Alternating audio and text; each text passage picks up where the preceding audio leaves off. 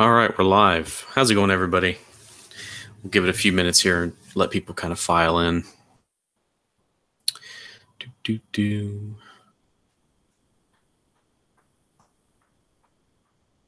So I think we're just going to go over a couple things. It's been a couple days I've been away, so we'll just go over some news events, and then we have some topics that we want to cover. So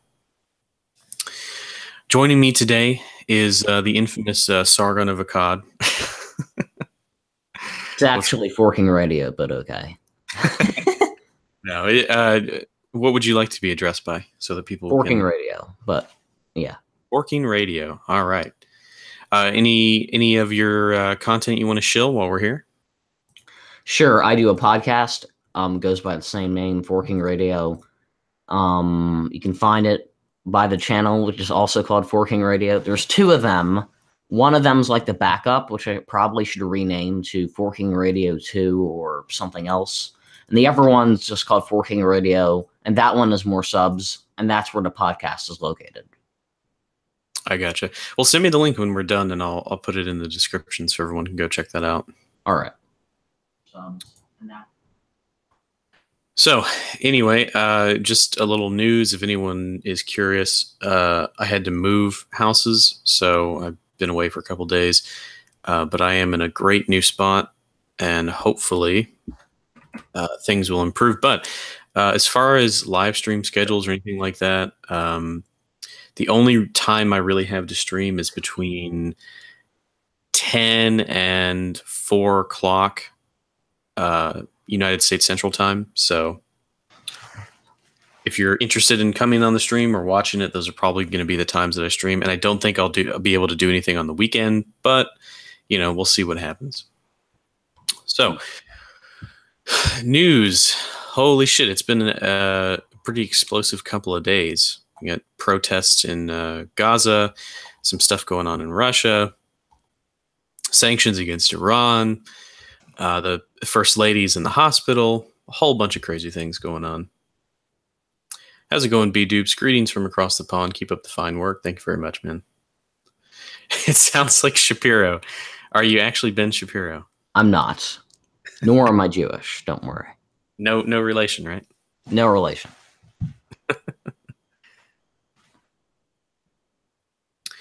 Imagine a white nationalist disavowing Patrick Little or Dr. David Duke. Yeah. I have no issue with them. I just think that Patrick Little in particular is bad at being a politician. I get it. You're in California. You're not going to win. So do whatever the hell you want. But if you're like in Iowa or like, swing state, then try to actually play to win. And that's like the issue of someone like Nealon. I don't know. I've spoken to Patrick Little before. He's a good guy. He's got some good ideas. I don't know really what his plan is other than, what he said. So as far as politicians are concerned, anything is better than what we have now. So I'm not complaining. Yeah, anything better than what the hell? Who is she? Dianne Feinstein. Yeah. Yeah, he does have a good chance of getting into the general election, which is great. That's pretty much all we can hope for at this point. Yeah, he's not going to win the general election, but he could win the primary, and that's what matters. Right. Maybe the Republicans will finally wake up and see what they've been missing out. Yeah, I really think who the hell is he? The guy who calls white people as white people should run for like some congressional seat in like Virginia. Who, Jared Taylor? Yeah, Jared Taylor. I don't know if he's into politics. I think he's just an advocate, like an activist. I think he could win, or the type who wants to end immigration or severely limit it, but still is beloved by most of the political right, like the Ann Coulter type, the Steve Bannon type, sort of new Republican types. Yeah. I gotcha. Yeah, maybe. I don't know. I haven't really seen him talk a whole lot about like actual politics. Just race, really. Yeah, he's more of an activist. Oh yeah, if anyone hasn't seen that, the debate between Patrick Little and Halsey English. Whew, wow, that was a good one. That was quite something. Did you see that? Yeah, I did. What'd Didn't you say? see all of it, but I liked it, especially when as Caesar did nothing wrong says, Patrick Little is a legend for telling Halsey to shut his lying Jew mouth. When he said that, I cringed, but also laughed.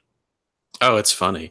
In case anybody doesn't know, his backdrop there is it's a little inside joke. It's a gas chamber. So, how's it going, James Edward?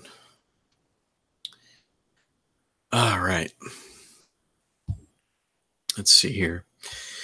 Yeah, so I've been kind of loosely following these protests in Gaza, but there's something I wanted to say because people keep asking me about it, and it's really, I mean, what do you expect on both sides? You know, you I know, expect the neocons to keep shilling for Israel, while I expect the Hamas, Hezbollah, those types of people are going to be emboldened by what happened.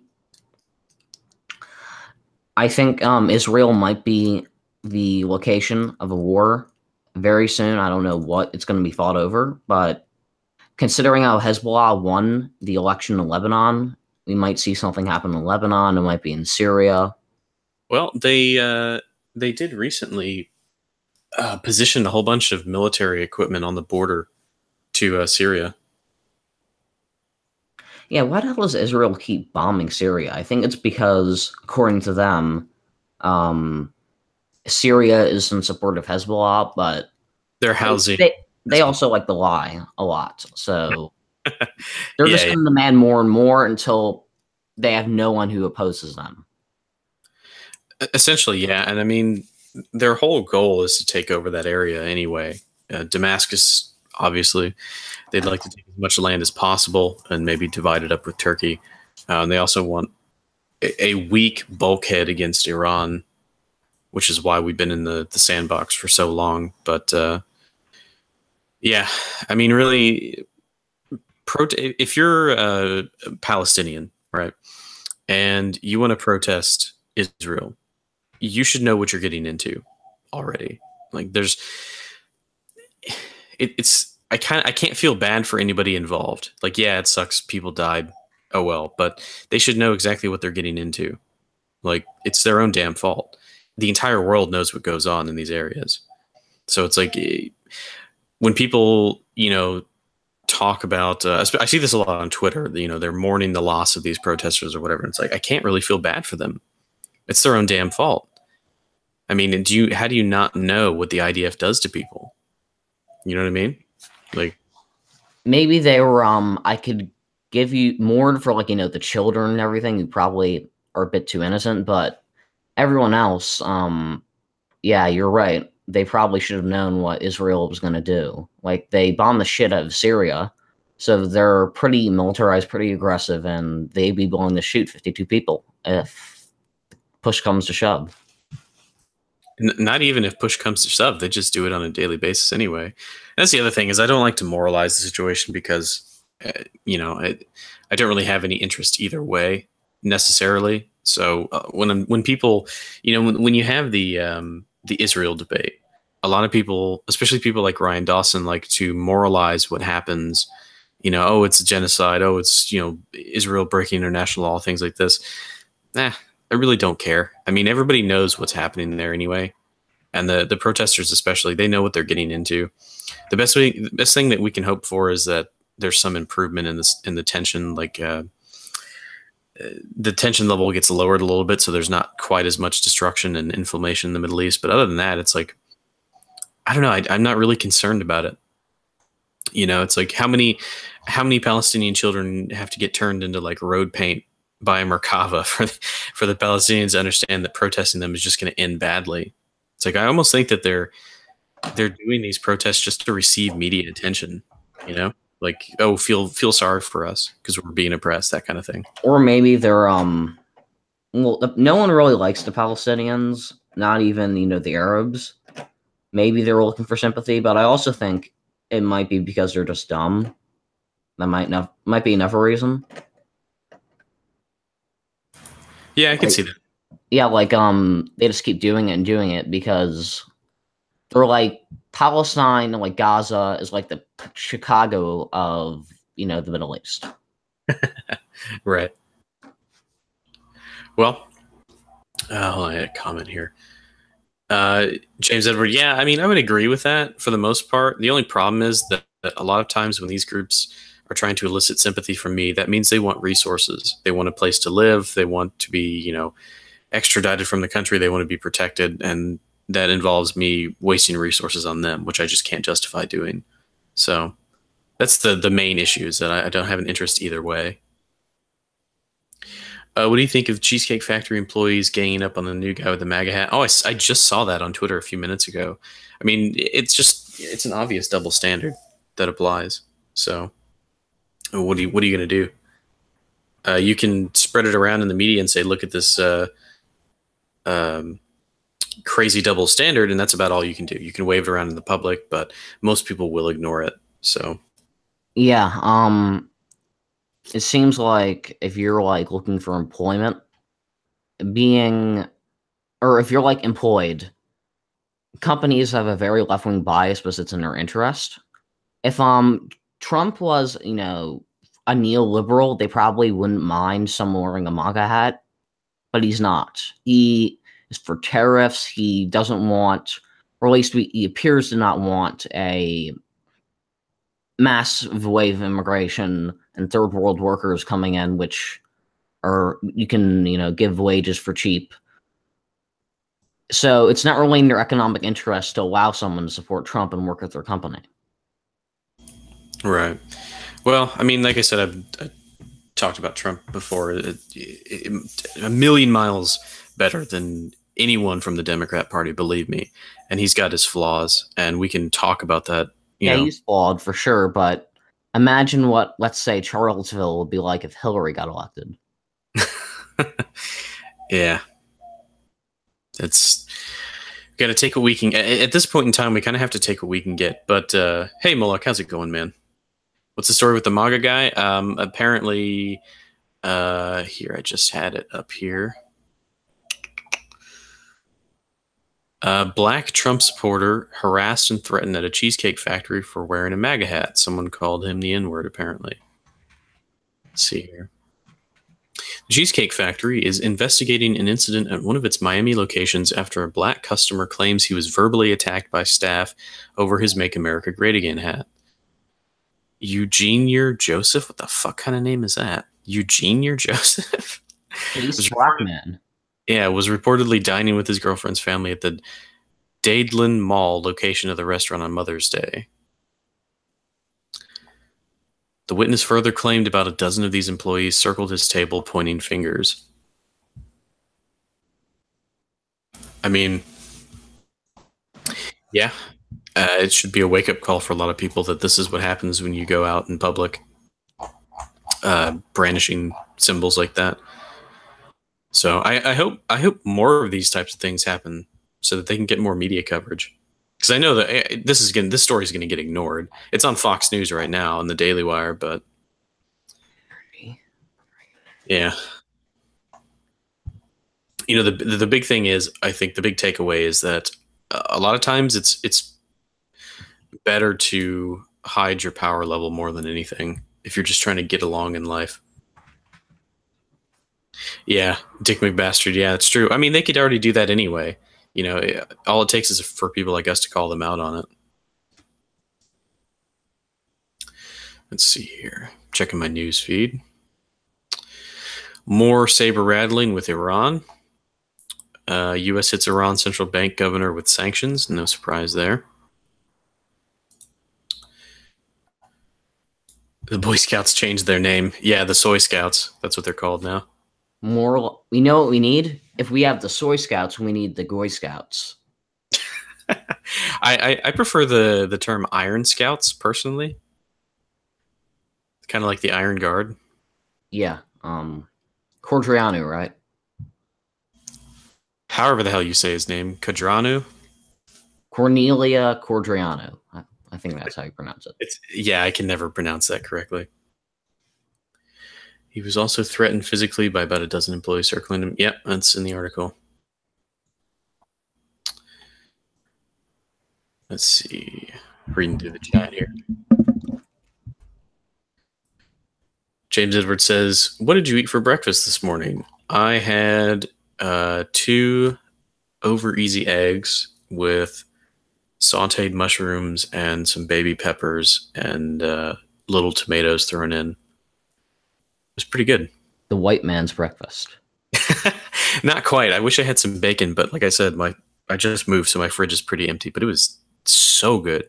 Needs a little bit of green onion. If you guys are looking for a really good breakfast, get some baby peppers, some little cherry tomatoes, some egg, and some what kind of mushrooms? Baby portobello mushrooms.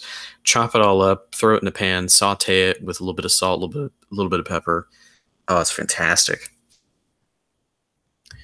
The soy scouts, yeah, soy boy scouts. Duke Little 2020. Not sure how that would go over. It'd be interesting to see. That's the other thing I wanted to ask Pat about this, but I never got the chance when we spoke. Is what he plans to do, like if he doesn't get in on this general election, like if he has any other political aspirations. Seeing someone like him in like a presidential election would be interesting to say the least. But it also could be used against us. That's the problem. That was just something I wanted to talk about. I don't know. Is how to get your ideas out there in a positive manner. Because some people seem to, I don't know, they don't take any strategy into account when they're talking to people about politics, but we'll see. Hey, maybe I have a white pill for you. Renaissance fairs throughout Europe are experiencing a fresh wave of growth, more events and bigger crowds than last year. Oh, yeah. I mean, it's such an extremely popular thing, even where I live. And it's only increased in popularity over time. The youngest generations, the people that I know, love the Ren Fair and things like that.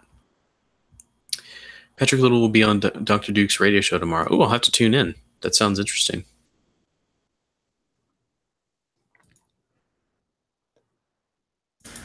But yeah, so yeah, Ren Fairs are huge nowadays, and it's a like a cultural event. I'd like to see what they're like in Europe though, because they're a little bit different here in the States. Probably better in Europe. Probably. Varg says they're full of mixed race couples. Sad face. Oh. I saw that he uploaded a video, but I didn't actually watch it though. Better than a decline. Yeah, I can agree to that.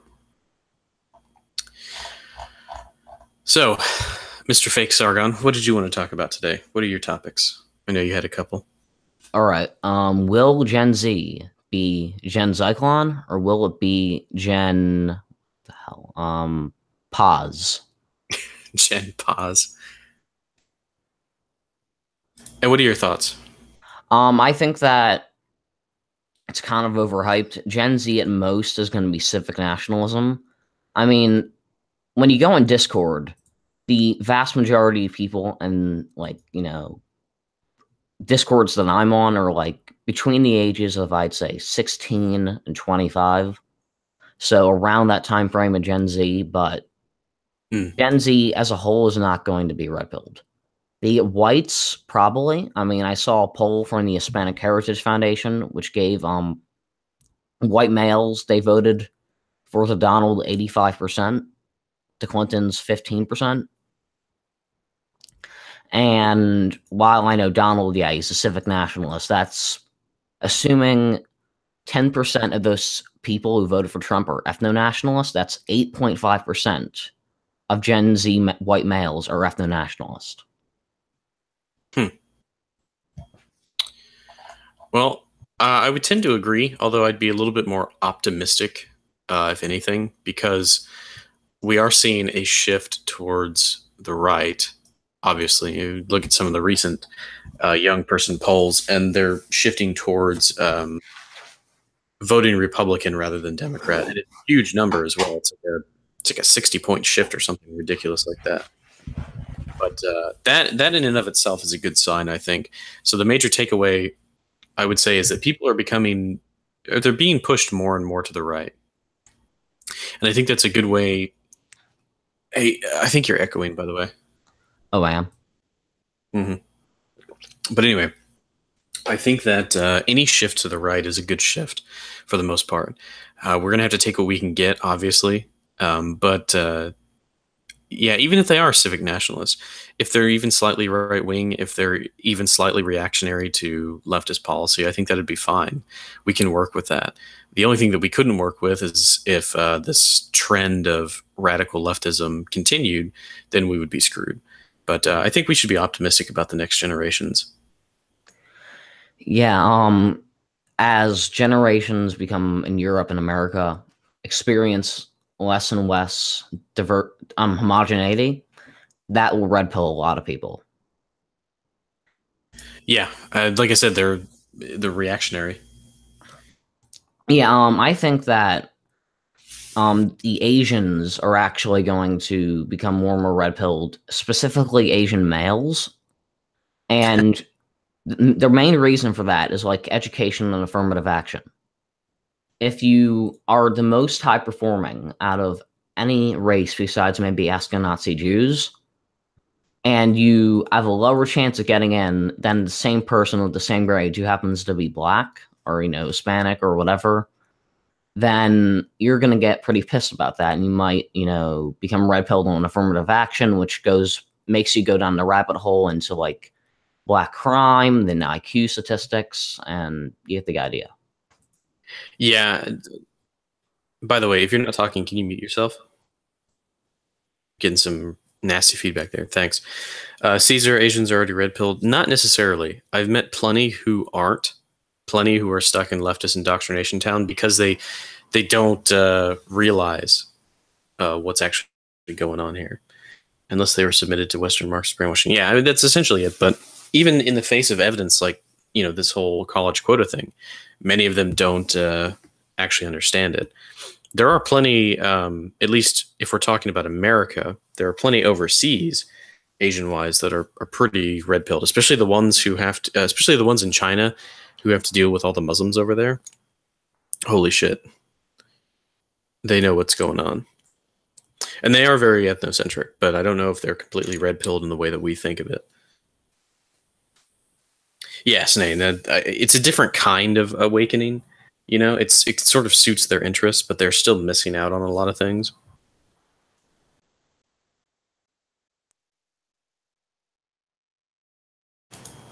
Looking through the chat here. Yellow pilled. Yeah, let's call it that. Let's call it yellow pilled. That'll work.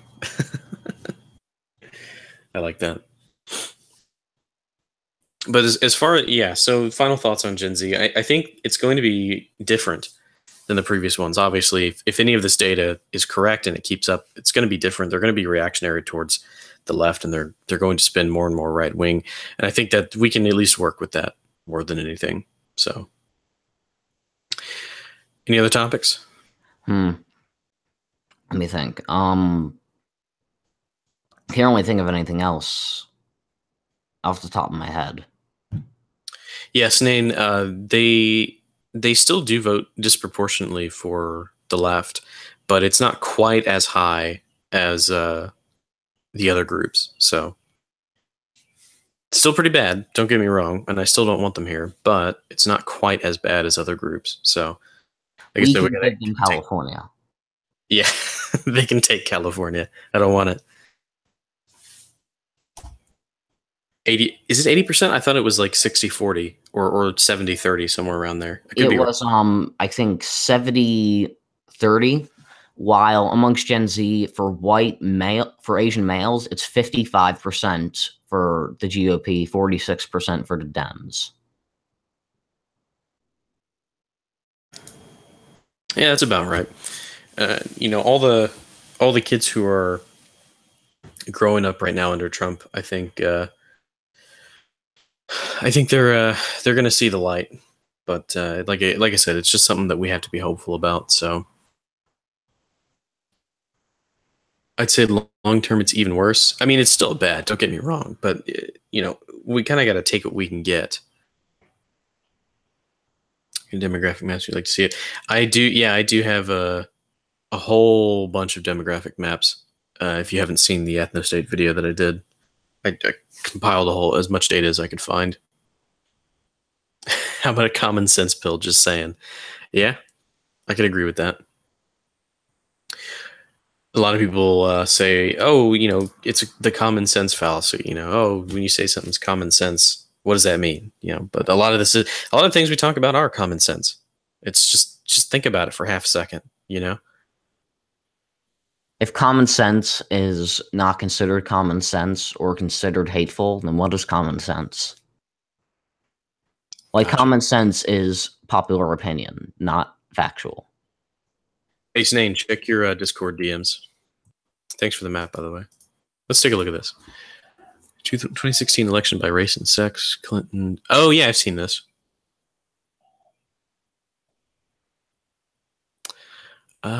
Interesting. Yeah. I mean, that's pretty much what we expect. If only Gen Z could vote and those were the numbers, he would have won probably in a landslide. Much bigger of proportion of victory than what we had with all people voting.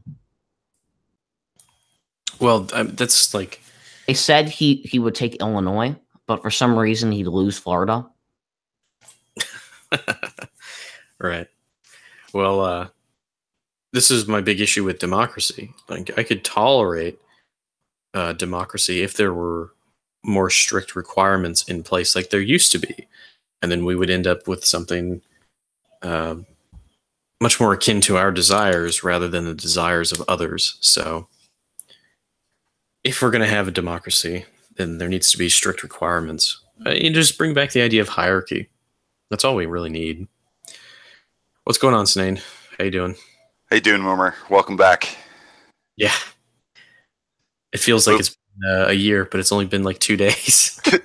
It's been a year in internet time. It truly does. Yeah. Moving's always fun, too. Well, it's been good so far. Is there anything you want to talk about today? Well, you touched on a couple of things. Going back to the Asians in the West concept, I see it very similar to what the Arabs do in Europe. How they vote conservative in their home countries, and when they come to white nations, they vote shitlib. Right. I don't really see that trend changing at all. And regardless of what people say about Generation Z, I don't think there's enough time left for Generation Z to grow and mature and accumulate political power. So, like, by the time they get old enough, like, Texas is going to be gone in the United States, for example. And once Texas goes, it's a permanent communist utopia from then on out. There's no chance of winning the presidency after that. Unless we infiltrate the Democratic Party. Well, it's going to be hard for me, dude. I'm a huge fucking white guy, so... Yeah, you're not welcome in the Democrat Party. Like, what we do is we get some black man who happens to share all of our ideals, and we make him, like, run and turn, like, the Democratic Party into, like, Mosley's party, and what he tried to do with the Labor Party back in the day. Are you suggesting we out-Jew the Jews when it comes to the blacks? Yes. Hey, that's what I was suggesting. I don't think it's worth becoming like what we hate in order to win. I don't think it's worth it. Well, that's what you just said is the conservative strategy. They go low, we go high, loser shit. That's the reason we're in this fucking mess, because people don't want to. They don't want to go outside the rules. But it's like, if you can't play a game if your opponent isn't playing by the rules, so you have to break them as well or play a different game. But so you're advocating for, like, shank nationalism? Yeah, prison nationalism. Basically, do what you got to do within reason. It's like, if you have to subvert, then if subversion is a winning strategy, which it is, then by all means do it as much as you possibly can, because if that ensures victory, well, I mean, there's no greater moral value than victory in this situation. So Well, if the victory comes at the price of our children hating us, I don't know. Well, I'd rather have children that hate me than children that don't exist. You know? Sure, Right. sure. I have an alternative suggestion instead of becoming like Jews or engaging in dirty tactics. I'm not saying make a 1-1 copy, of course not, but employ some of their tactics. You know? Yeah, I actually agree with that. There are some effective tactics that are not morally repugnant that we could adopt, and we should adopt, quite frankly, such as the community organizing and agitation efforts of the communist Jews in the late 19th century and early 20th century in the West. We could use those same tactics against them and be more effective at it. We need our own institutions and our own nepotistic system, and we need to take over the various political parties from the inside, which is something I advocated for Americans in real life. Go to your local Republican meeting, start slowly introducing ideas that are further to the right, and eventually, because a lot of it makes more sense, people will slowly start to back you. You can get donor lists, you can get voter registrations, you can find out who people are, you attend meetings, you get your name out there. That's how you take and win political power. Well, now you're talking about my bread and butter. That's why I'm trying to get into this online thing in the first place, is to tell people about my personal story. I did exactly that back in 2007, 2008. I don't know if you recall, but the day Ron Paul announced he was running for president in, I believe it was March 21st, 2007. And on that day, I started a meetup group, and I had 5 people come to my first event to watch the debates. And then for the second event, for the second debate, I had 20 people. And for the third, I had 200 people. And by the time the fourth debate came around, I had over 500 people. And we engaged in tactical guerrilla warfare and attempted to overthrow the Republican Party in my county. And we were almost successful.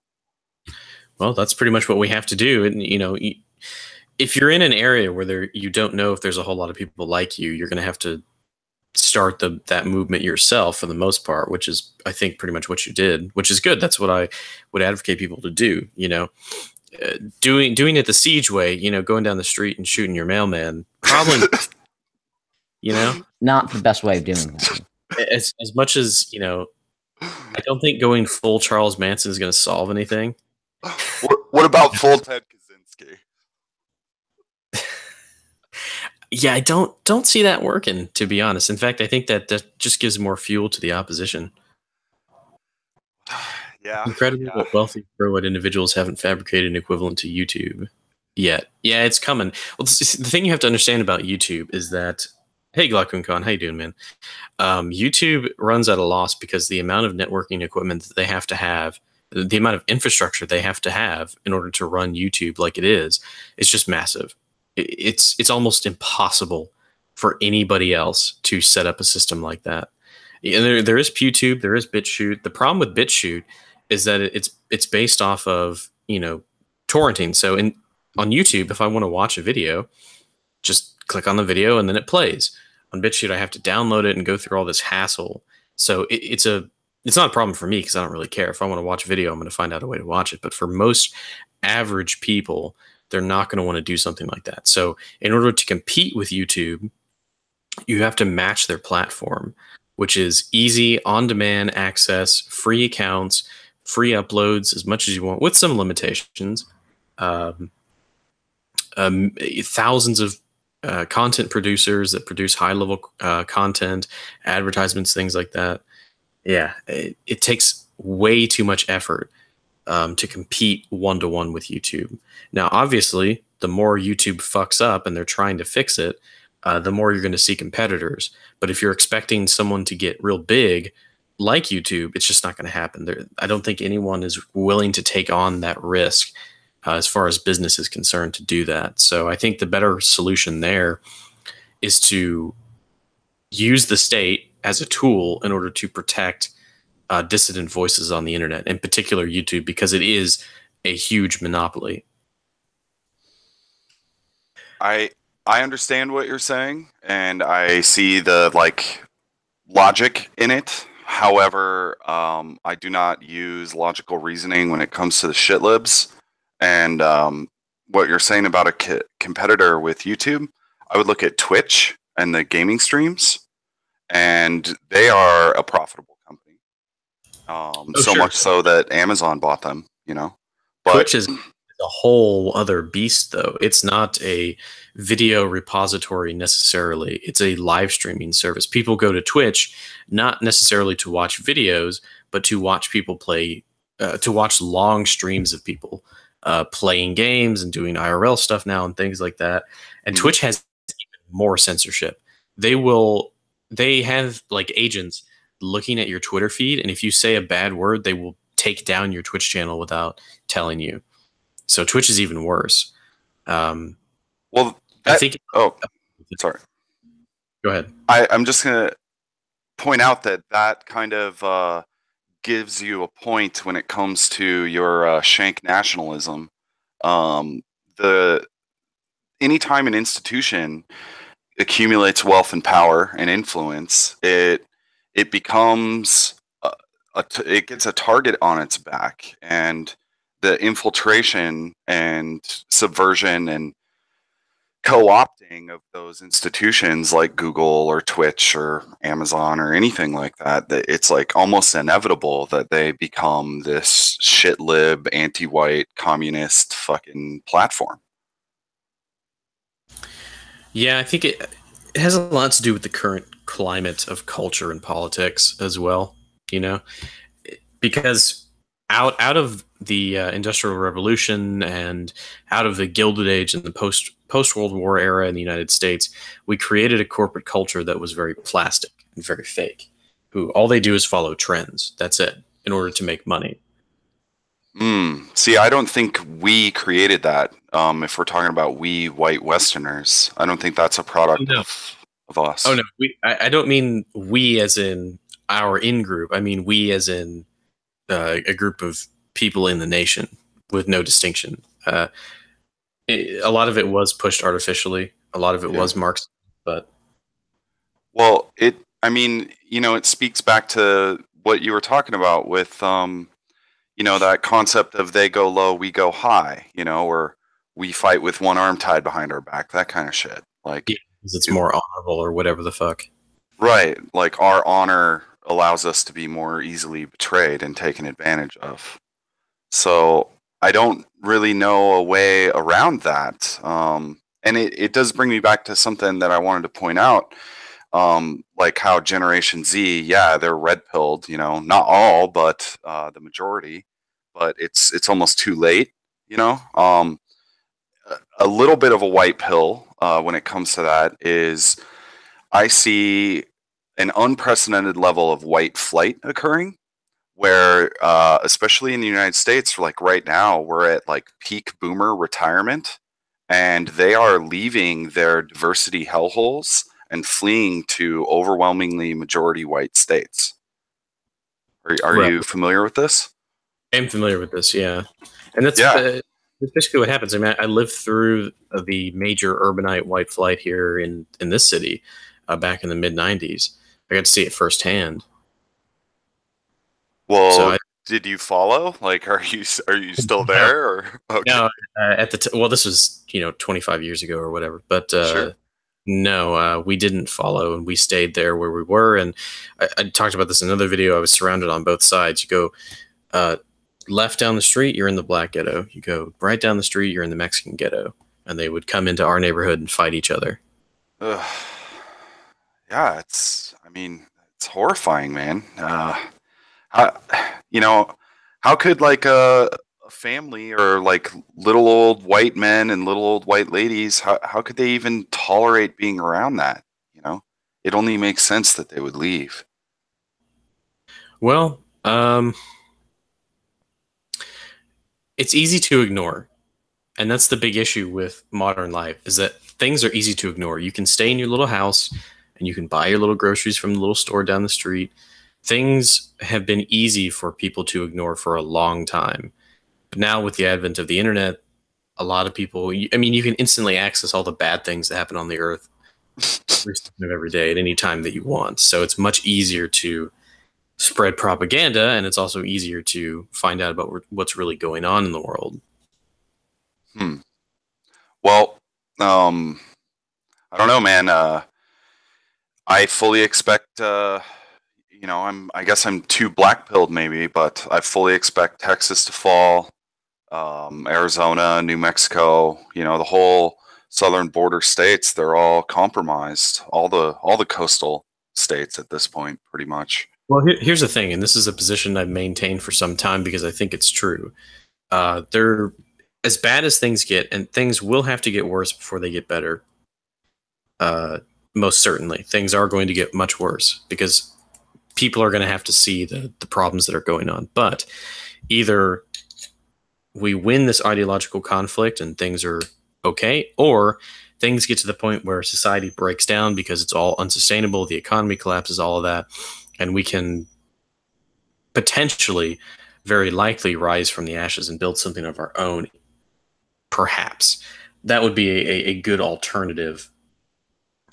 Because if you think, oh, woe is me, everything is, gone, there's no point in doing anything. Well, I mean, just lay over and die because you're not going to get anything done anyway. But, I think this is a win-win situation. Either things get so bad that people wake up and we make a serious change, or we win the ideological war anyway. So it's just a matter of time. Now, my time preference is obviously to get things changed as soon as possible, but we kind of have to work with what the hand that we're dealt, to be honest. So I see the win-win situation. Well, I guess I see a win-win too, because you're talking a little bit about like the accelerationist ideas of things needing to get worse before they can get better. So how do we make things worse? No. Definitely not how do we make things worse, Ted Kaczynski. No. Hey, you were advocating shank nationalism, so. No, that was a meme. Yeah, I know. YouTube, don't ban me. No, but these people who sit around and they prophesize about the apocalypse and things like that, they never get anything done, and they haven't gotten anything done. They've been preaching the same thing for 40 plus years. Of the economy is collapsing tomorrow. The nation's going to collapse tomorrow. Oh, the race war on Tuesday. They've been saying the same thing week on, week off since the 60s and 70s. Nothing ever gets done. So my solution is to not just wait around and see, not just prep, not just build a bunker, nothing like that, but to actually try and accomplish something. And honestly, if we all just try, regardless of the outcome, I think we'll be better off than just sitting around and letting things die. That's why I have a problem with these nihilists, these black pillars, because, well, I mean, you're guaranteeing failure if you don't do anything. So, well, I guess I've been black-pilled for so long that I don't look at it as a form of nihilism so much as, you see the horrors of the world, you see how bad things are, you see where trends are going, and then you can use that information, as overwhelming as it may be. Eventually, you can use that information to make more intelligent decisions about what to do. And I guess my strategy has been to just kind of ignore the whole shit lib left and the like conservative civ nationalist magapede, check out my black friend bro, those kind of guys. I just fucking ignore them and focus on like what I can do now. Right. I guess that's my response to it. Yeah, that's basically all you can do. If more and more people were active and trying to get things done rather than just kind of, feeling sorry for themselves. Well, Lady Bastard says, doing something is great, but putting all your hopes into changing the system is foolish. Prepping is sensible. No, the issue is that a lot of people who prep, that's all they do. They don't try and make a positive change. All they do is try and hide out in their bunker. But what if things get so bad that, okay, you survive, your family might survive, but everyone else is wiped out. There's no hope for changing the system. It's permanently unchangeable. And then when you go back and think about it, if you had gotten out of your bunker and maybe not prepped as much and gone out there and tried to make a change, you could have actually made the change in the first place. That's my issue, is a lot of people, when they say, they're prepping for something, it means that they're sitting around doing nothing, which is a problem.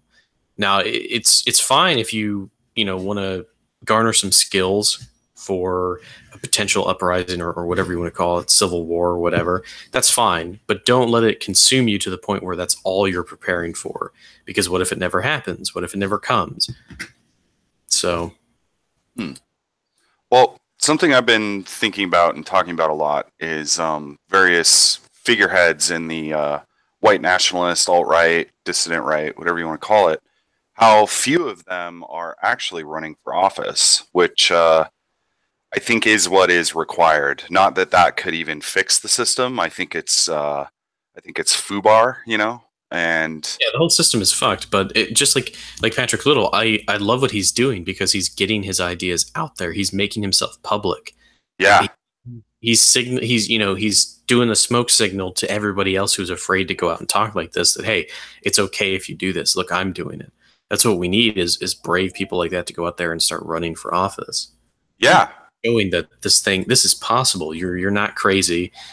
These ideas are really good, but they need a little bit of a push to get things going. So that's why I would encourage people to go out into local political meetings and start talking about this.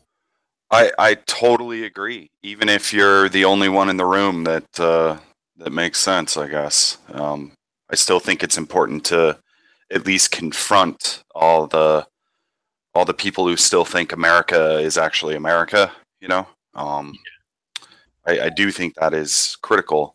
Another aspect is community organizing in a indirect political sense. Like I've been seeing, you know, a spattering of reports of like the Identity Europa guys doing like neighborhood cleanups and stuff like that.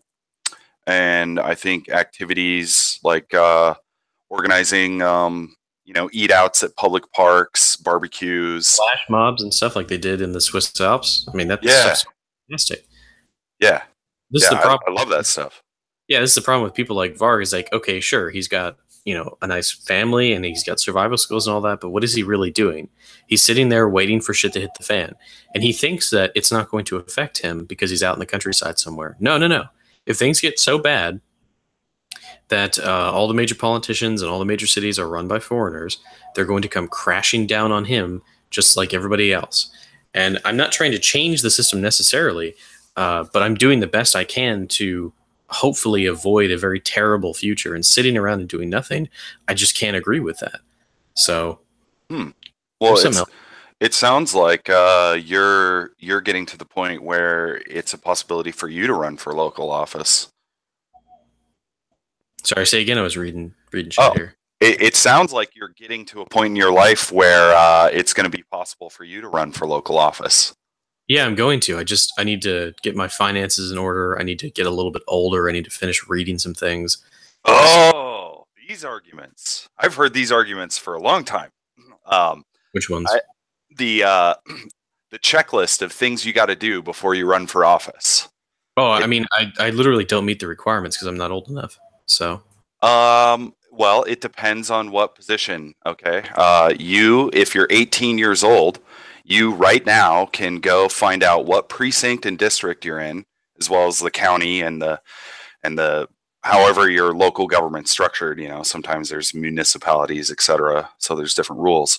But right now, you can, if you're old enough to register to vote, you can go into your relevant elections office, find out where you're located in your county seat, precinct and district, and you can pay, I mean, some places it's like $5, some places it's like $100, but you could go register to run as a precinct committee officer, and you could win a seat in an election in your local Republican Party. Oh yeah, yeah. I mean, I attend some of the meetings already. I've got some contacts out in the real world, but there are. I don't feel comfortable enough because I don't have a stable enough base to get into politics like that. It literally doesn't matter, dude. Like think about it this way. Your personal values, do you care? Like when you're talking to someone, when you're interacting with someone, even a politician, do you care how many college credits they have? You know, do you care how many bitches they've fucked? Do you care how much money they have? or do you care about the content of their character and what they talk about and what they advocate for? Oh, it's not even that. I just moved. I barely found a place to stay. I've got like $6 in my bank account because of this move. I don't even have a vehicle right now, and plus the place where I'm living, I just moved all the way across town, so I have to restart this whole process of getting involved. I just moved counties as well. It's cool. That's awesome, dude. That's like fresh opportunities. That's what I've been trying to do. Is I have a whole fresh new start to get things started with. So Nice. I need to work on all of that. Well, I want to give you a slightly pro tip. Okay, church attendance is down. The traditional forms of community are all kind of decaying, and what's left of them is an older population. Okay, even in the Republican Party politics, right? It's a bunch of elderly folks, and when they see fresh young blood walk through the door, that's like excited about things, has new ideas. I mean, it sounds like you're able to like optics cuck to a degree that doesn't make you hate yourself. Those people will want to help you for sure. If you just walk in, show you're interested, ask how you can help out, even volunteering, they'll hook you up, dude. They'll feed you. They'll help you with transportation. They could even help you find jobs.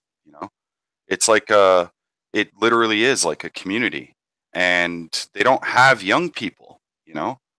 It's they're lazy, old, uninspired. It's a ripe opportunity. I've seen that before. The other issue is I would like to keep my current job, and it requires me to work a lot, so I have to work with the time that I'm given, which is fine. Yeah. I still have plenty of time to do other things, but it has to fit into my schedule. Onibaba says, on the contrary, if every white man did what Varg does, it would crash the system. A good thing. The only problem is that that's never going to happen. Literally never going to happen. There's not enough land. There's not enough resources for people to do that. And crashing the system is one thing, but if you think that the people in charge are just going to let the system crash, you're out of your goddamn mind. They're going to fill that hole with something. Believe me. Which is why I don't think this is a tenable solution. Going off in the woods, and I mean, if you got a whole bunch of highly organized and industrious people together and move them into a small town somewhere, you could take over the town slowly, but then you run the risk of the system coming and crashing down on top of you. So I just don't think it's realistic. I'm not satisfied with his solutions to all the problems. I mean, are they even solutions? In some way, yeah. Waiting out for the system to collapse, it's a solution, but the end result is not something that I want. I'd like to try and save the system as much as possible, and then reform it after that. Huh. Well, part of like the concept of like neat nationalism. Are you familiar with that? Like the whole needs rise up thing. Well, or everybody manage the system until it collapses. Yeah, everybody go on welfare, everybody take out loans, all that kind of stuff. It's more in line with accelerationism. I don't think it would crash the system for white men to like stop taking welfare from it. They're just going to print more money and fuck everybody a different way. So, well, they're going to. That's the issue. Is that if we're to all leave the system, there's going to be a power vacuum that's going to be filled by people who don't share our values. They did the same thing with the economy. They said, there's this, supposedly there's a big hole in our labor force, and we have to import millions of people to fill it. They're just going to do the same thing. It's like, we're losing tax money. We need We need a tax base. So they're just going to import more and more people. Huh. Yeah. Well, I look at, like Detroit and how it went from being overwhelming majority white to overwhelming majority black, and just that pattern. Yep. What's interesting is once the local tax base leaves, they start climbing for more political capital higher up on the food chain, so they can extract resources no matter where you go.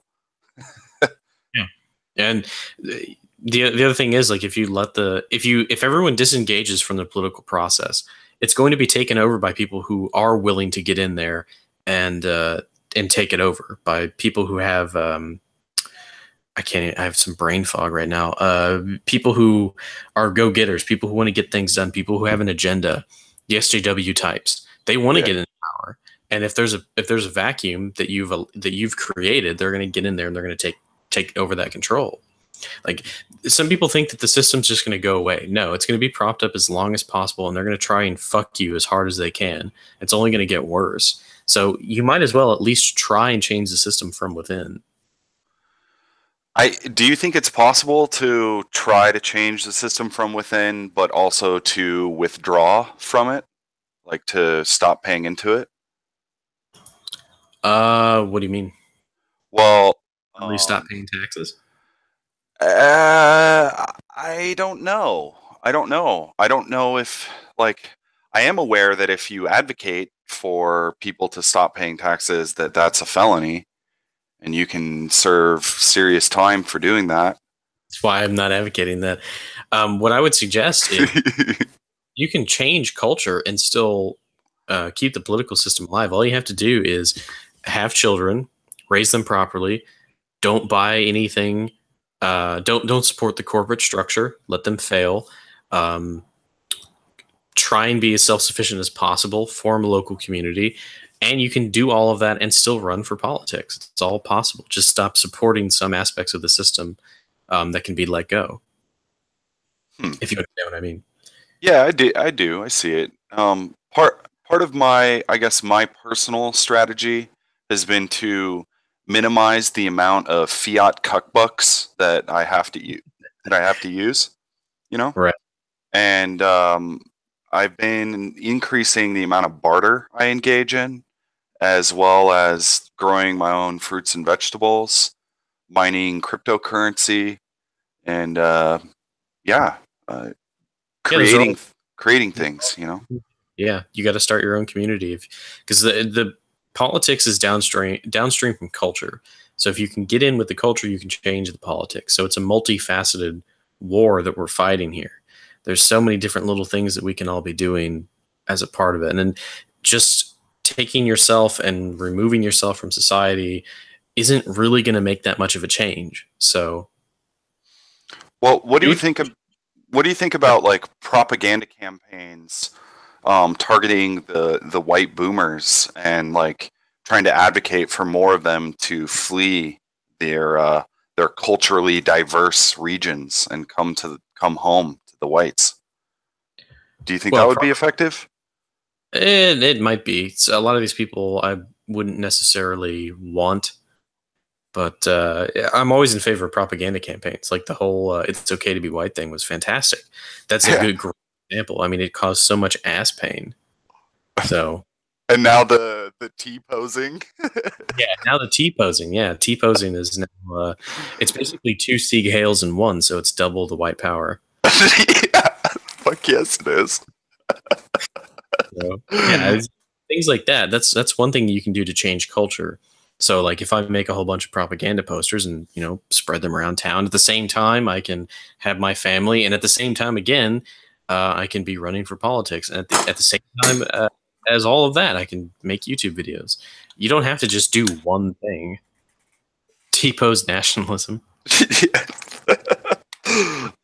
Yeah, I agree. You don't have to do one thing, and I think figuring out what your passions are and then what you're talented at and developing skills around those things, I think those are always healthy and positive to encourage, but especially amongst white men. The one thing I would suggest is that you have to recognize there's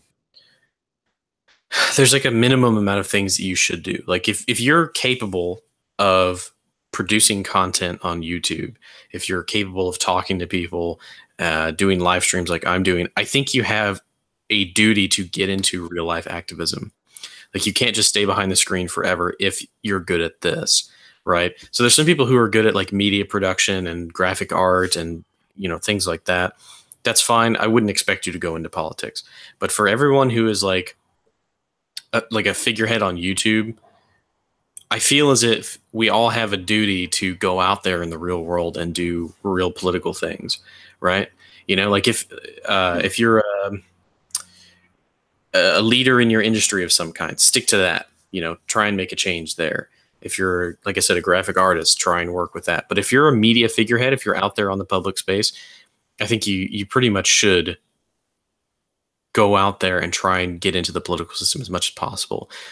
That's just my thought on it. Well, Murmur, have you been like paying attention to the liberalistisms and Sticks announcement for running for office? Have you followed that at all? Yeah, I followed both of those things. And the liberalists, as much shit as I give them, their real life activism, I mean, they're doing something. They're out there. They're spreading their message, as cringy as it may be. Sticks as well.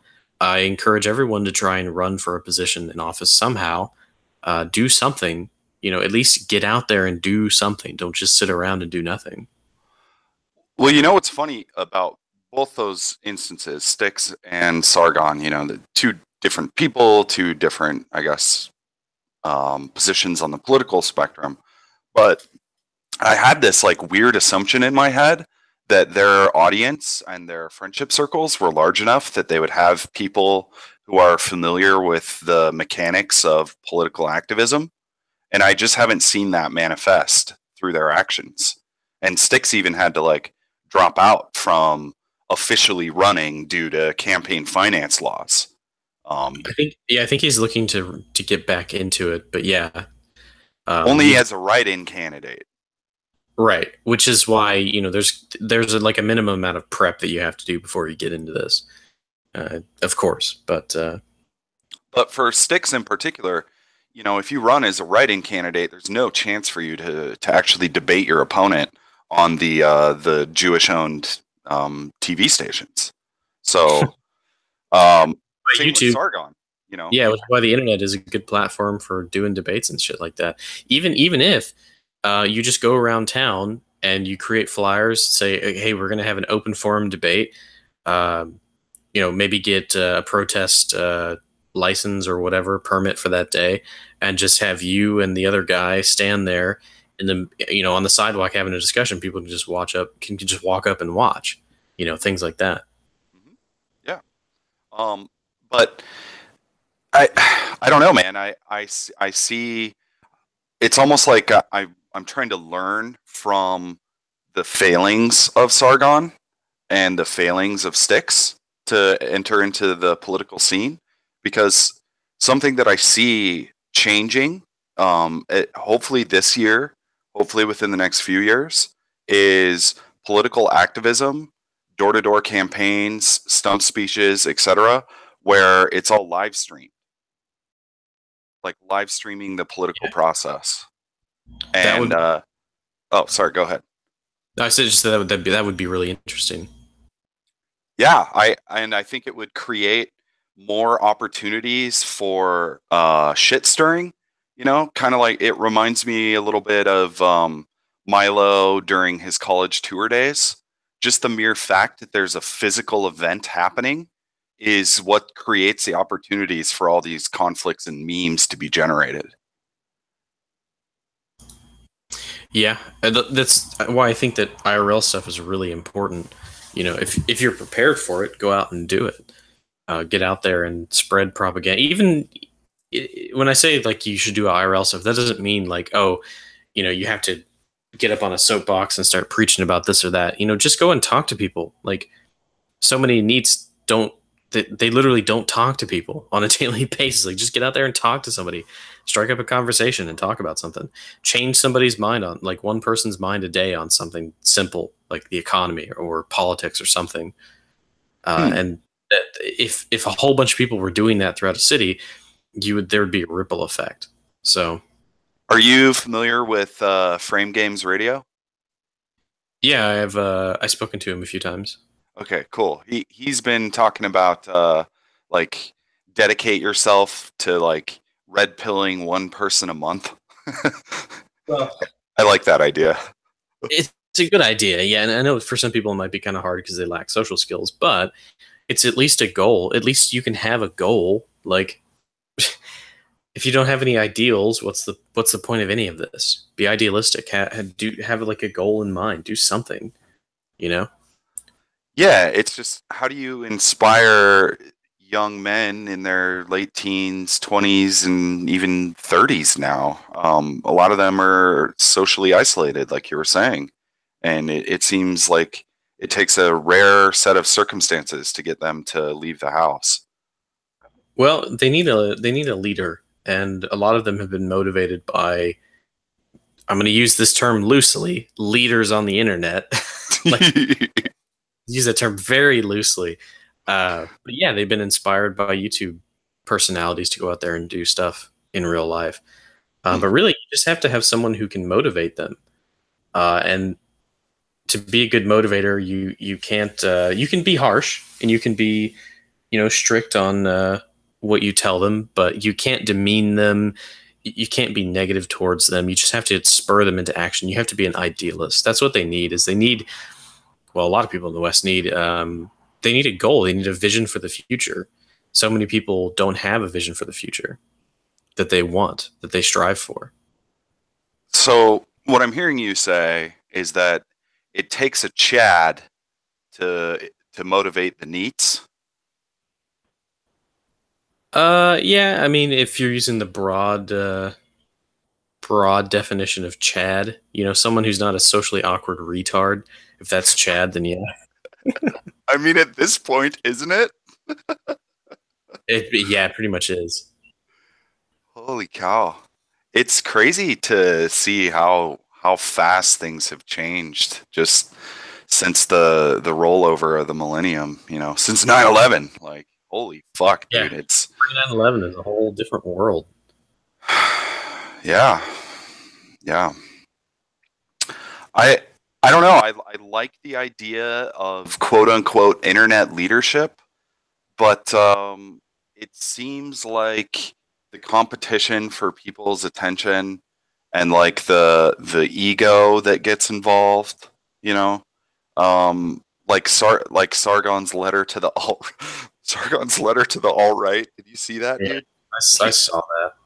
Yeah, it's things like that that end up causing people to get disillusioned over time, and I haven't seen it be effective yet. You know what I'm saying?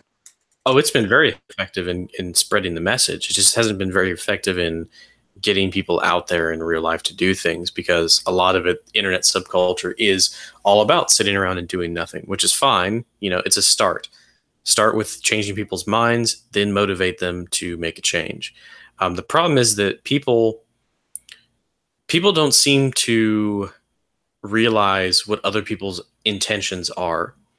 So a good example is That's Fucking Based influencer himself, Baked Alaska. Now, when he first appeared on my radar and I saw him doing debates and shit, and I read his personality, I knew from the start that he was a fucking snake. Now, I watched his debates because they were between people I wanted to watch, but I never supported him in any other way.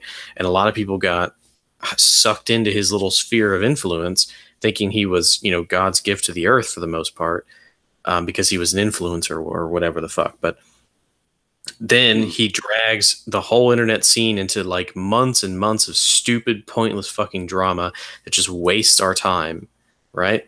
So if we could avoid people like that, if people had a better read on other people's intentions and their demeanor and their emotions, we could avoid all this pointless drama. And if everyone could agree to put aside their petty differences, I'm gonna call out Nick Fuentes right now because I think it needs to be said.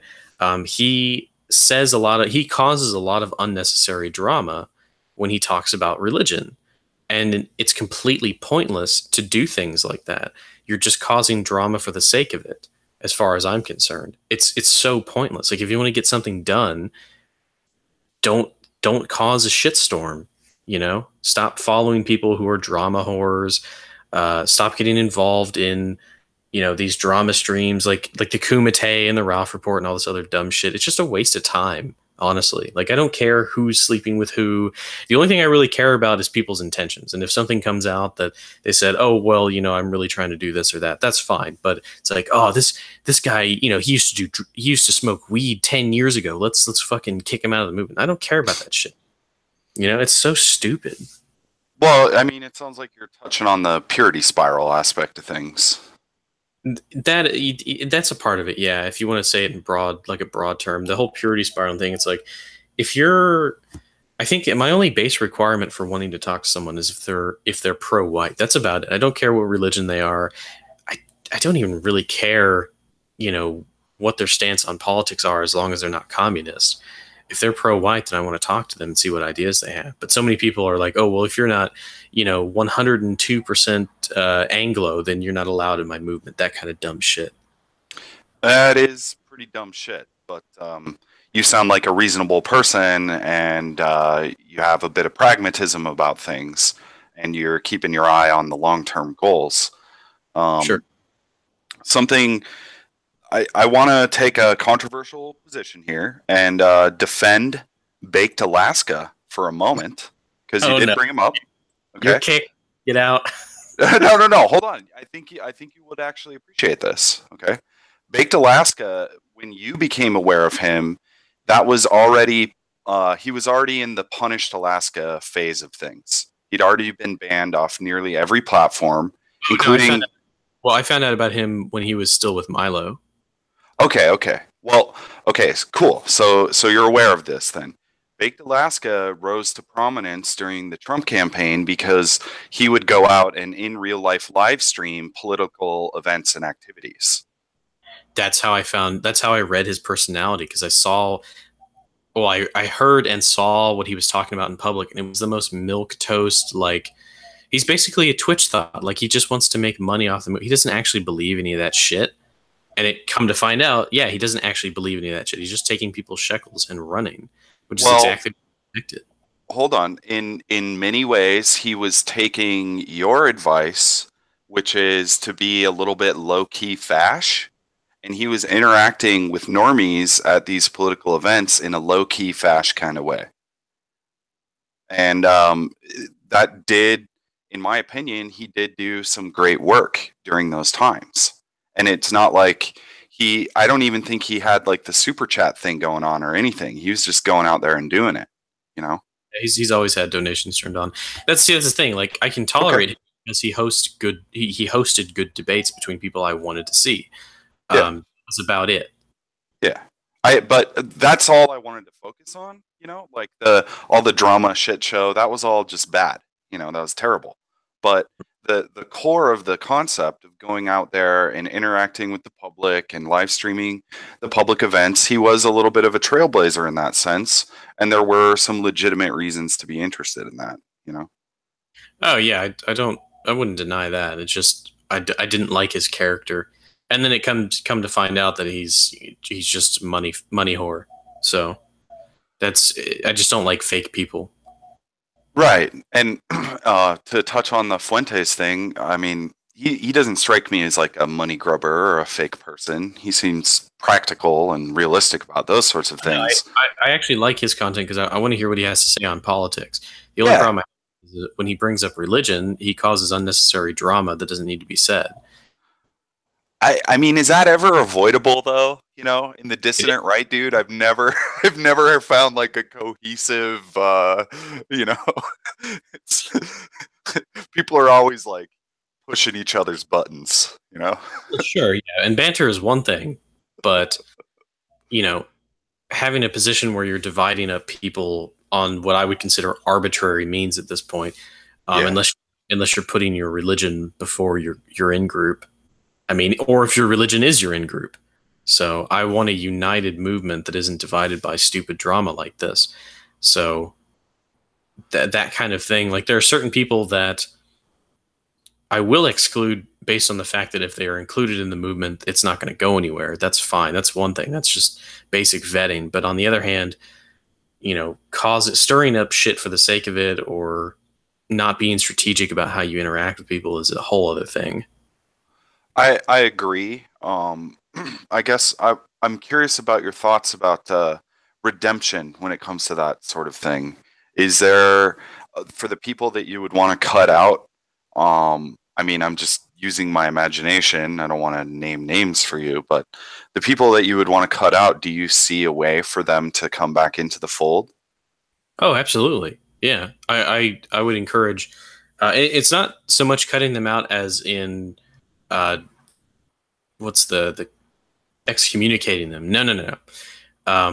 I would say, hey, currently the way you're acting is not in line with how I want this movement to go. So I would kindly request you either change the way you're acting or presenting yourself and then come back later. And if you don't want to do that, that's fine. We're just not going to have you in the movement. But teaching people things and giving them advice is one thing.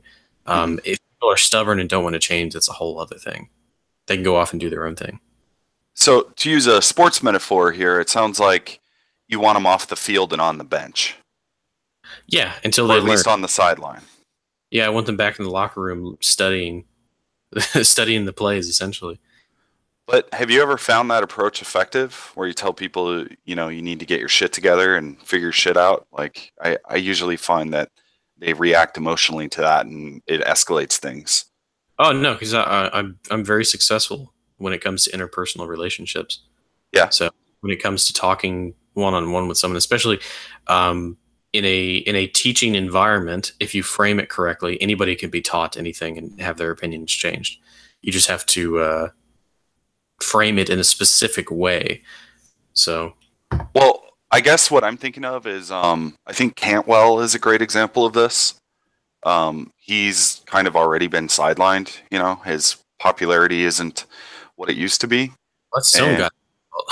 What's that? That's his own goddamn fault. Yeah, but wouldn't you say he was someone who's like been sidelined?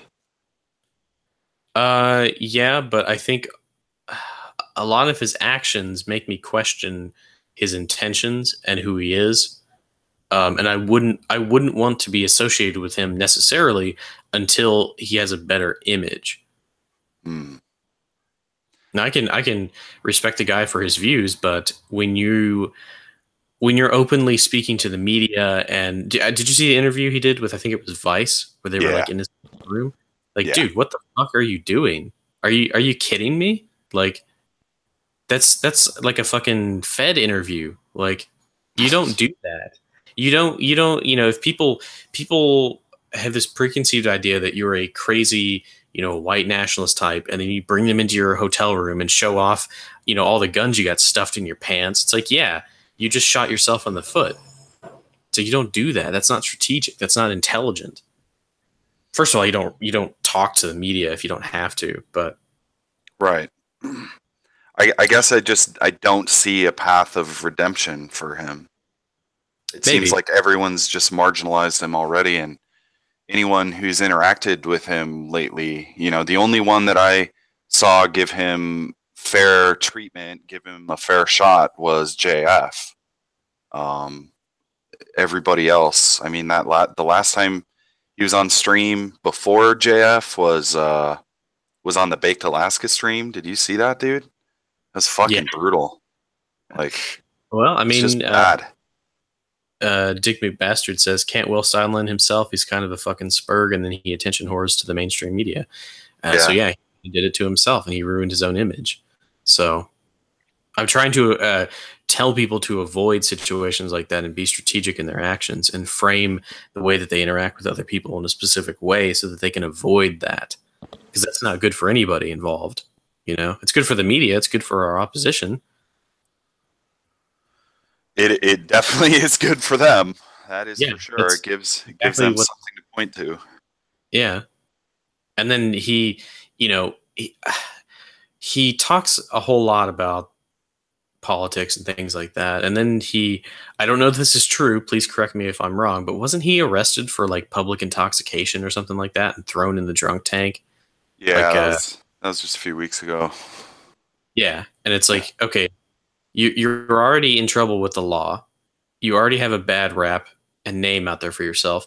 I know. Here's a good idea. Let's go out and get shit-faced and then get arrested for public intoxication. That sounds like a great fucking idea. At that point, if he was intelligent, he would have stayed the fuck at home, disengaged from the public, just done his little show, waited for things to kind of cool over a little bit, and then gone back to doing what he was doing. But no. So I don't have any tolerance for people who act like fucking spurgs and idiots. Yeah, I think that's a fairly fair position. If you're causing problems, people aren't going to want to interact with you or associate with you. Well, I mean, the thing is, it's like I hold myself in a specific way.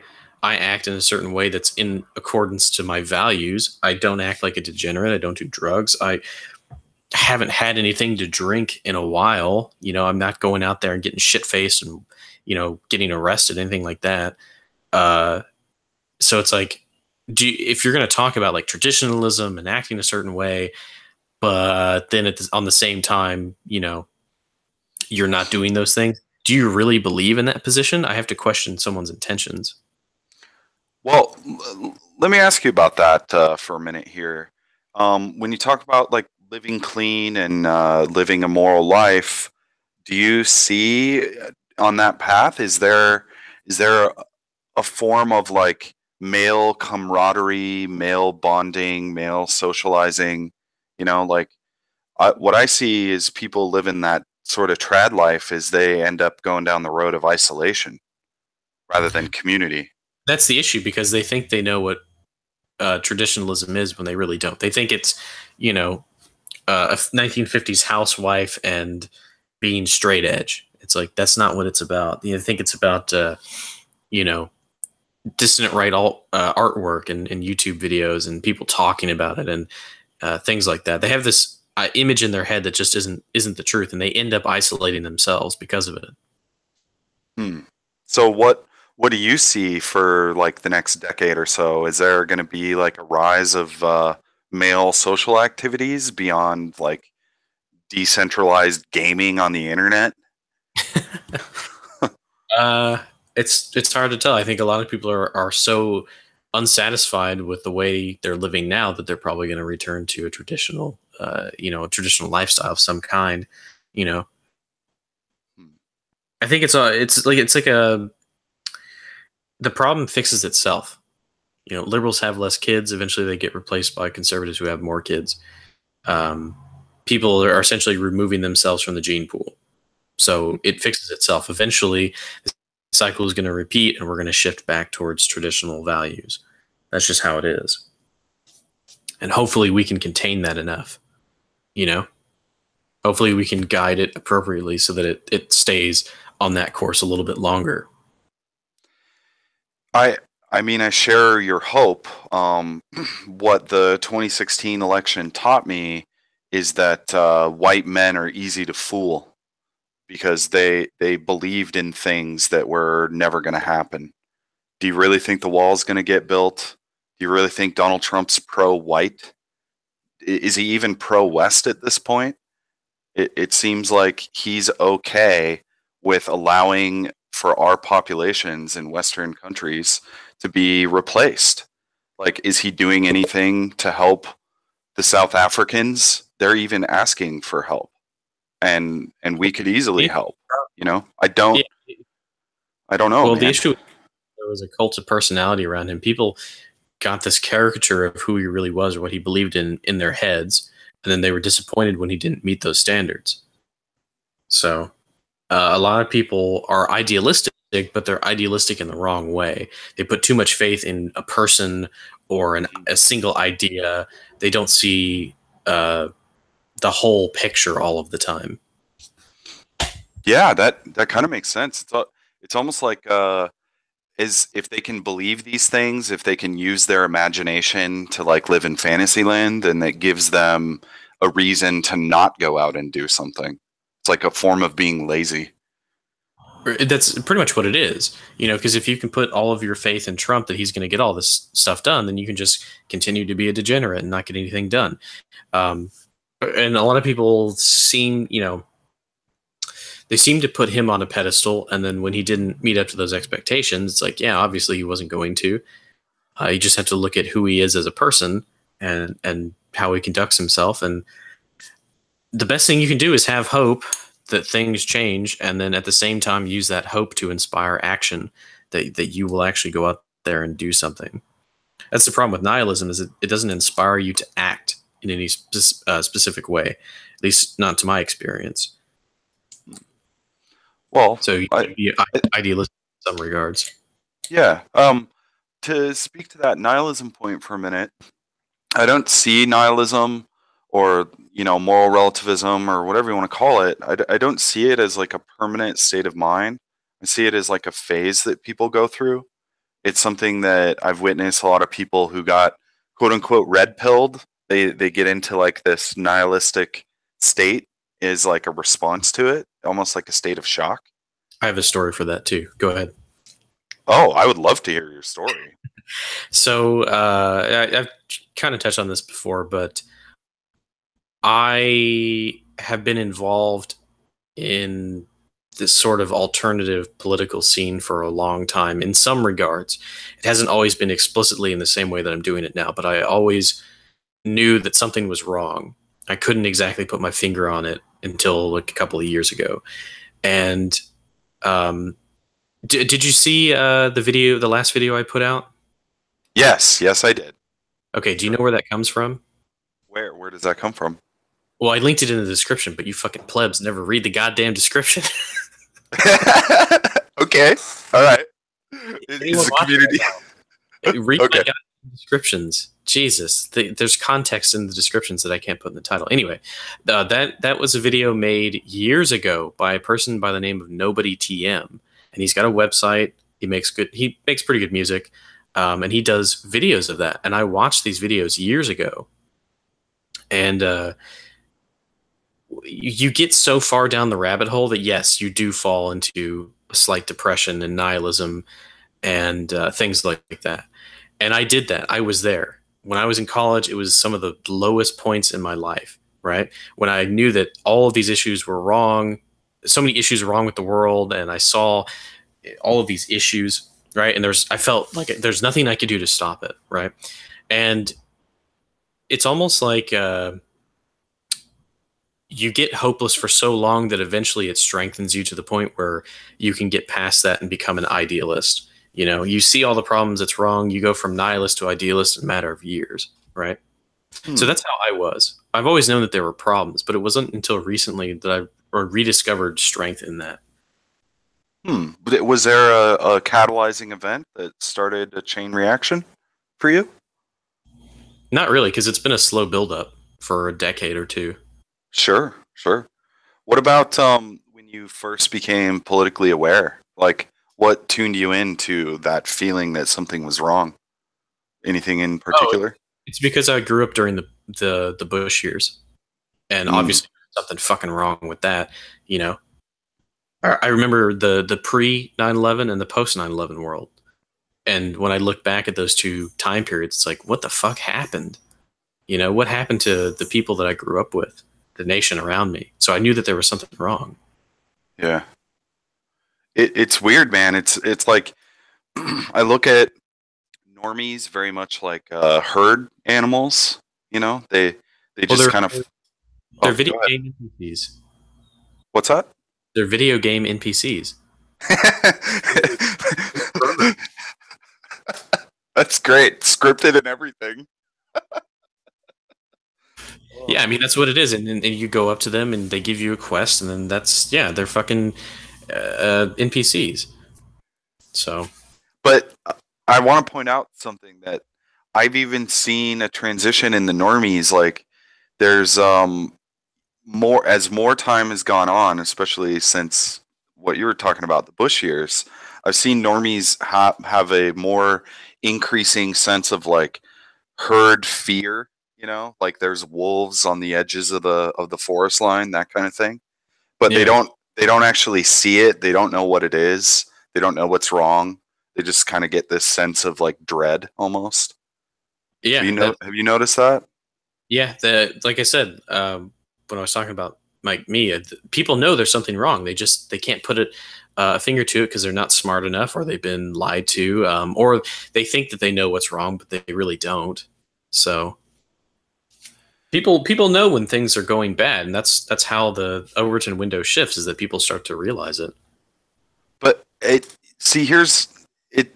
reminds me of like a catch-22 in a lot of ways. Like, we need the support of the normies, but in order to gain the support of the normies, they have to have information. And when they get that information, they have like the fight, flight, or freeze response to it.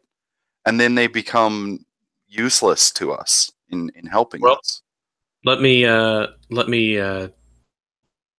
tell people my strategy for this. 'Cause I was going to do a video about this, but then I don't know if I could stretch it out that long. It's better in a live stream format.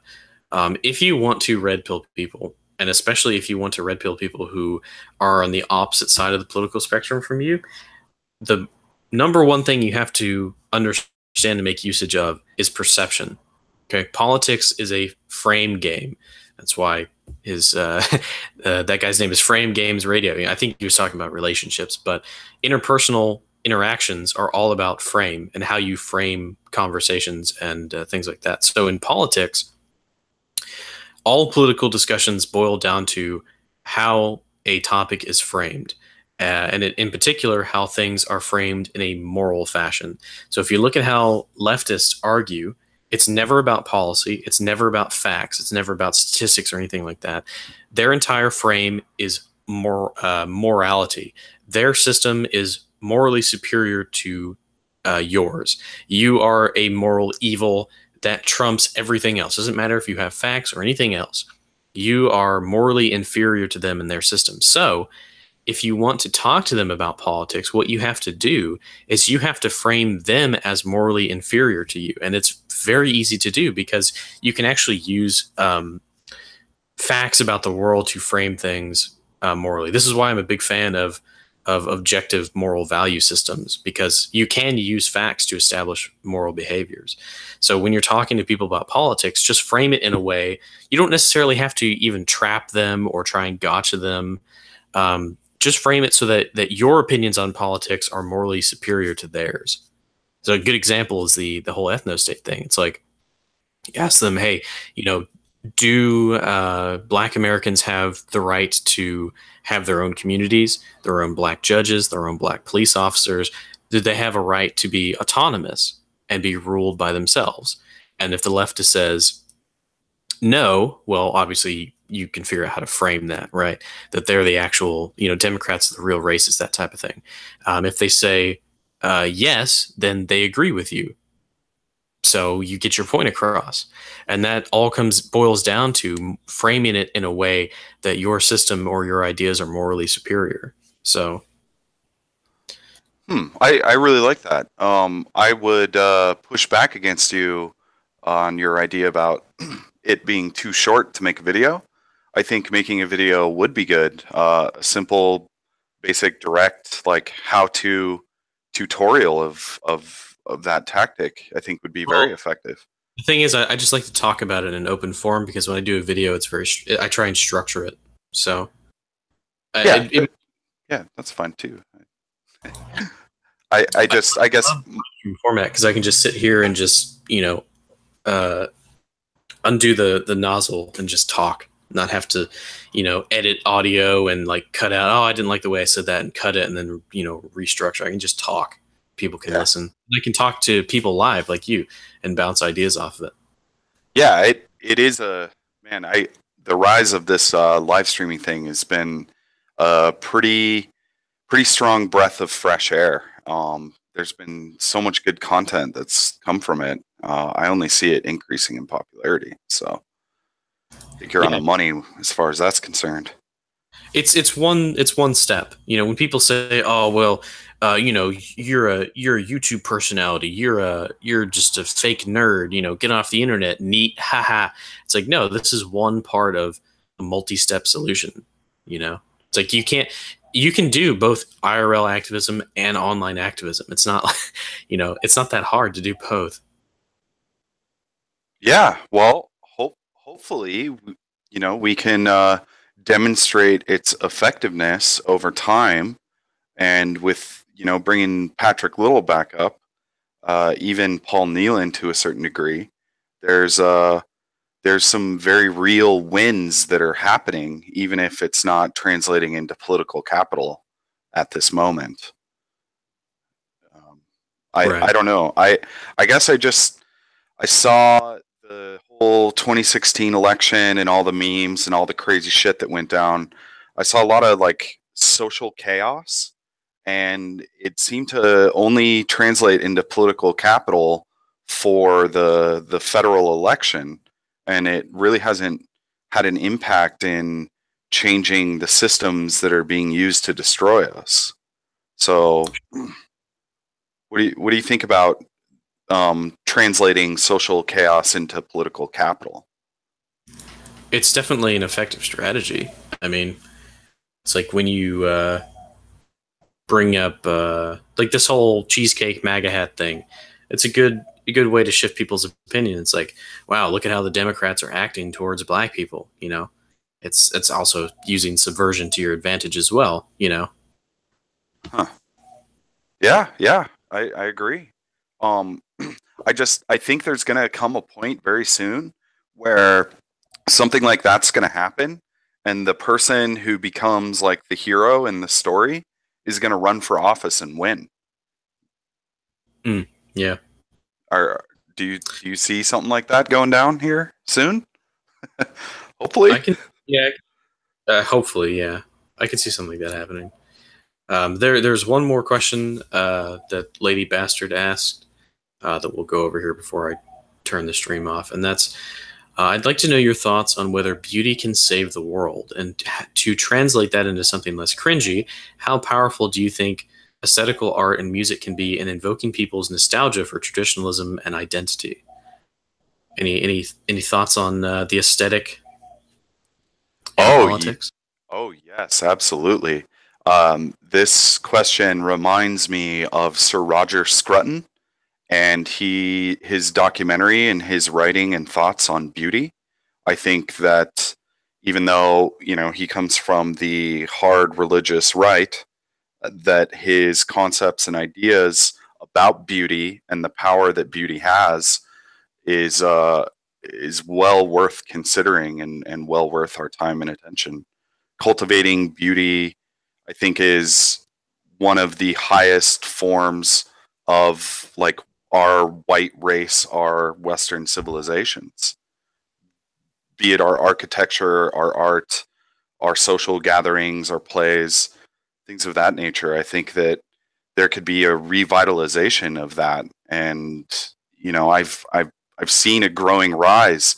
Some of the nerds that I talked to brought up the concept of like the Generation Z's art and how their art is like slowly accumulating and rising in power and influence. And I only see that continuing, and I only see that as a positive thing.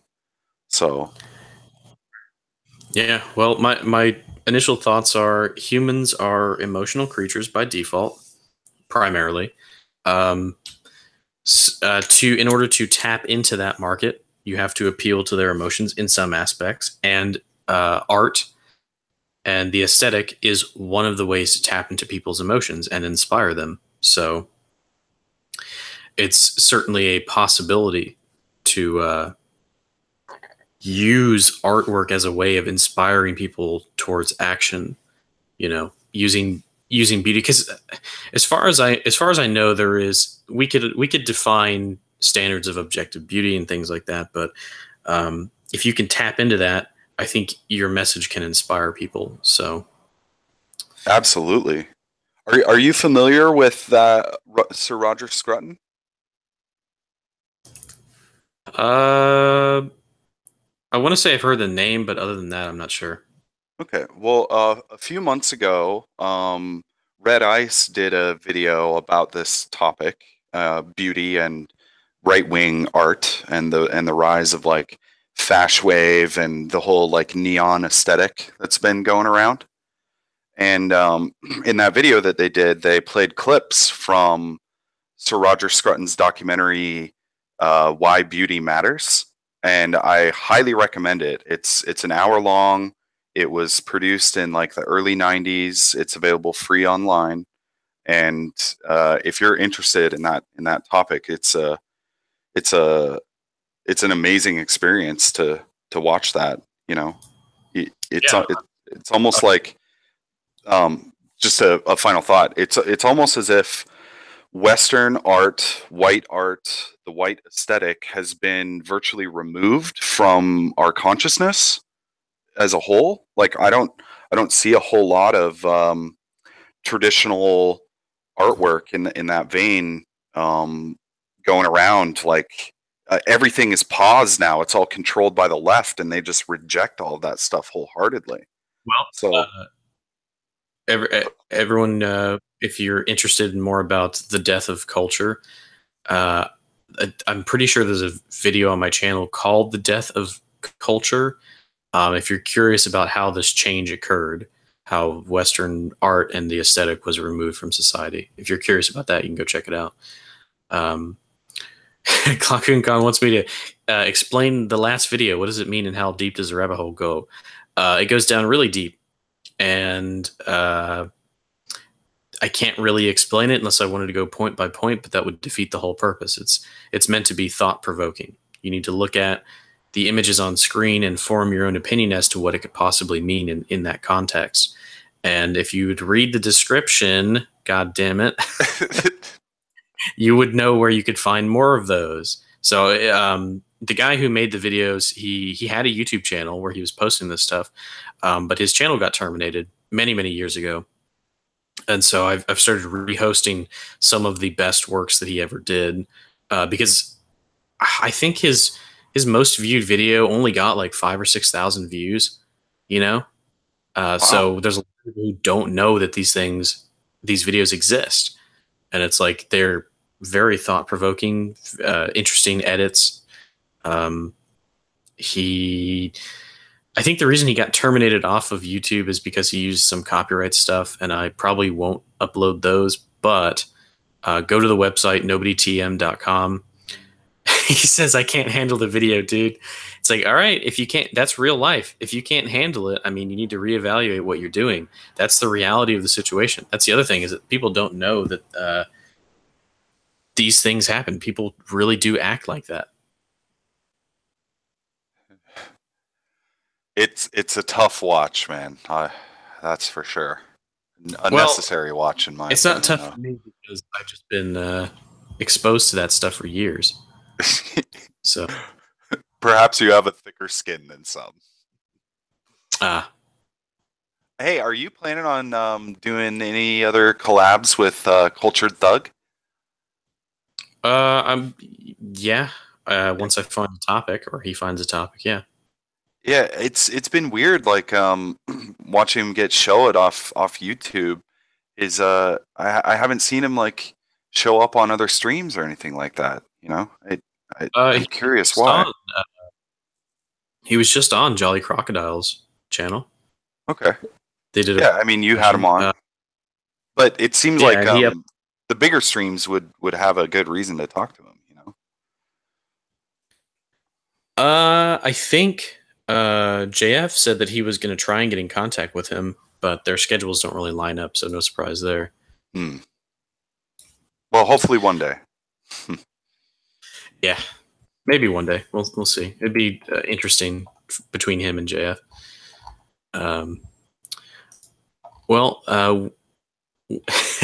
Winter, he's complaining that he can't join, and then I send him the link, and then he says, "Oh, I can't actually join."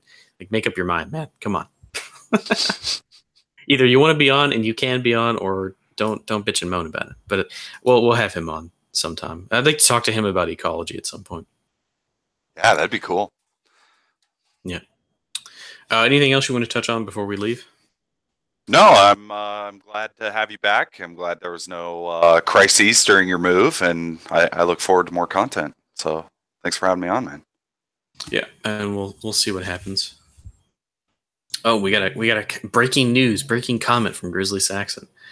Wouldn't mind streaming about traditionalism in the future, specifically about its importance in garnering a unifying foundation around which whites can gather again, from religion to cultural norms and traditions. Yeah, that'd be interesting. Maybe we'll do that. It's Tuesday, so how about stream Thursday? Get back with me on that, Grizzly, if you're listening.